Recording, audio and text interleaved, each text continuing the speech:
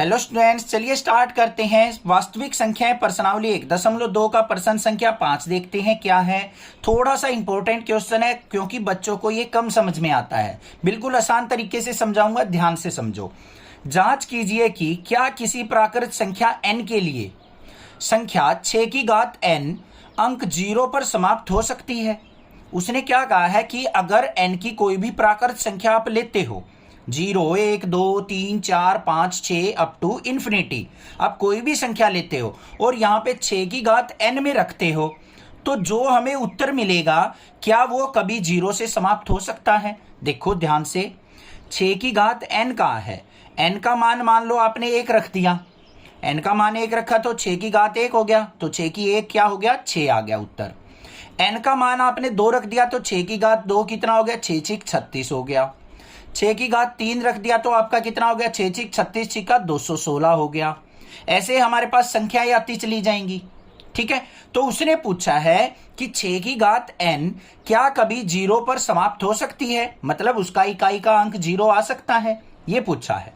तो उसके लिए आपको क्या करना है, यहां पे हल लिखना है। तो देखो कैसे लिखेंगे इसका हल। सबसे पहले देखो, अगर कोई संख्या 0 पर समाप्त होती हो, मान लो कोई भी संख्या है इस तरीके से 2, 8, 4, 5 और आखिर में क्या आ गया 0, तो हमें पता है आखिर में अगर 0 आ जाए तो वो संख्या किससे भाग होती है बच्चों, 10 से विभाजित होती है। तो यहां पे कुछ लाइन लिखनी है हमें। यदि, ध्यान से देखना, कोई संख्या 0 पर समाप्त होती है, 0 पर समाप्त हो तो वह 10 से विभाजित होगी, 10 से विभाजित होगी। ये बात तो हमें पता है, अगर कोई 0 से समाप्त होगी तो 10 से विभाजित होगी, और 10 से विभाजित हो रही है तो इसका मतलब क्या है, 10 के गुणनखंड से भी भाग होती होगी वो। मतलब यहां पे क्या लिखेंगे हम आगे, अतः यह संख्या 10 के गुणनखंड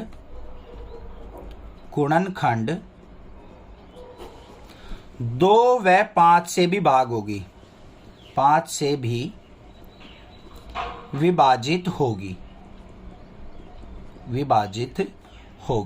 अब पहले इसको समझो।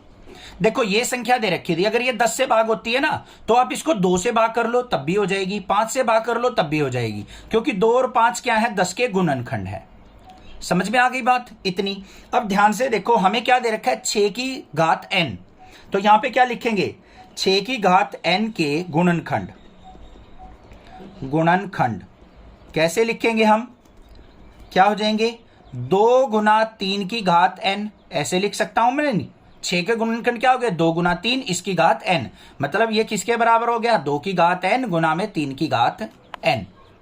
समझ में आ गया यहां तक। गुणनखंड का मतलब क्या होता है कि वो संख्या उसके गुणनखंडों से विभाजित हो जाएगी। अब देखो इसके जो गुणनखंड है 6 की घात n के, 2 और 3 आए हैं, 2 तो आ गया, 5 तो गुणनखंड नहीं आया इसका, तो यहां पे क्या लिखेंगे हम, 5 6 की घात n का गुणनखंड नहीं है,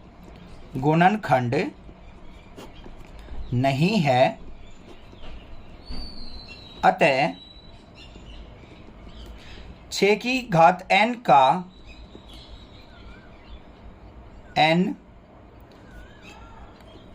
अतः 6 की घात n अंक 0 पर समाप्त नहीं होगी, 0 पर समाप्त नहीं होगी।